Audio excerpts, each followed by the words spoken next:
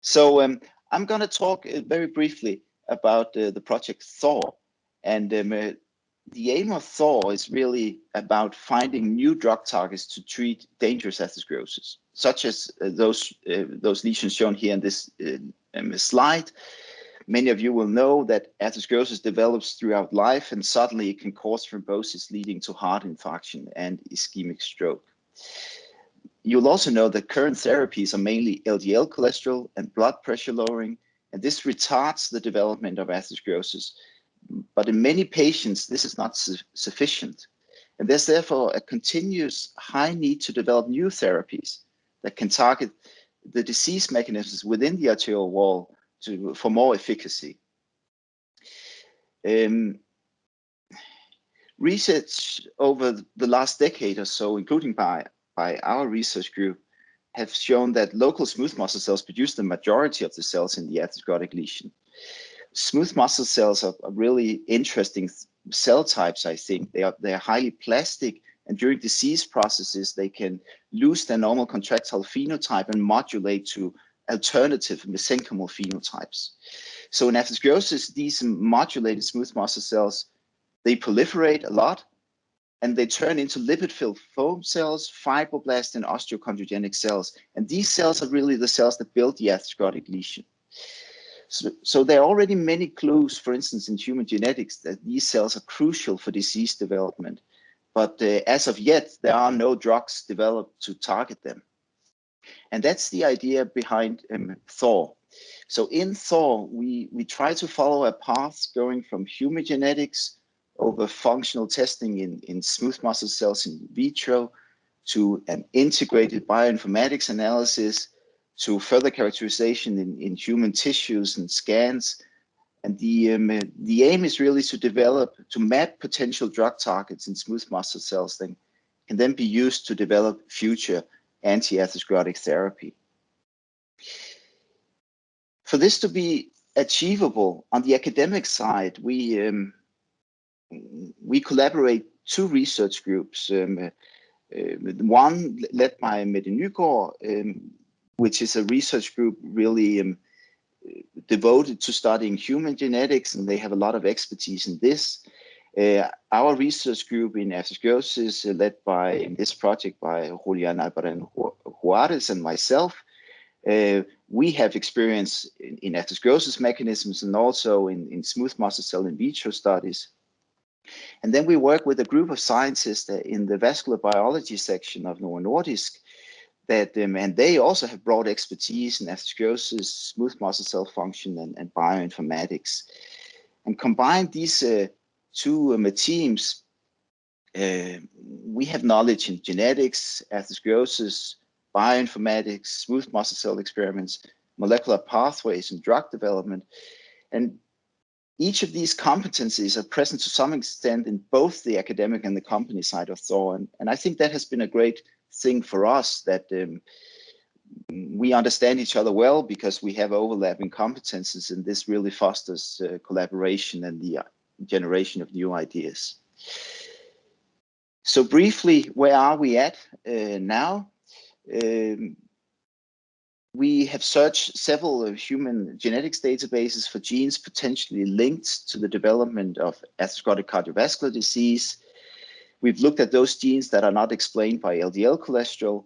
This has led to a bulk list of nearly 400 genes, which was of interest.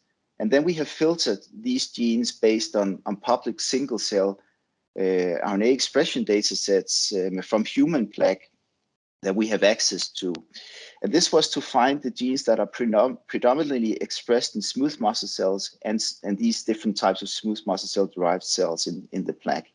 And out of this, we have identified 4 genes that we think are interesting candidates for undertaking important roles in the development of atherosclerosis.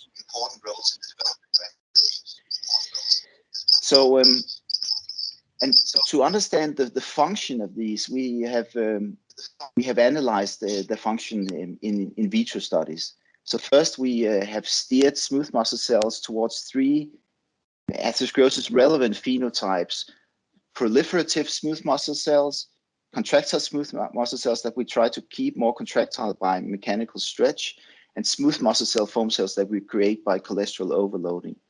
So in each of these conditions, we have knocked down each of the candidate genes, and we then analyzed proliferation and gene expression analysis.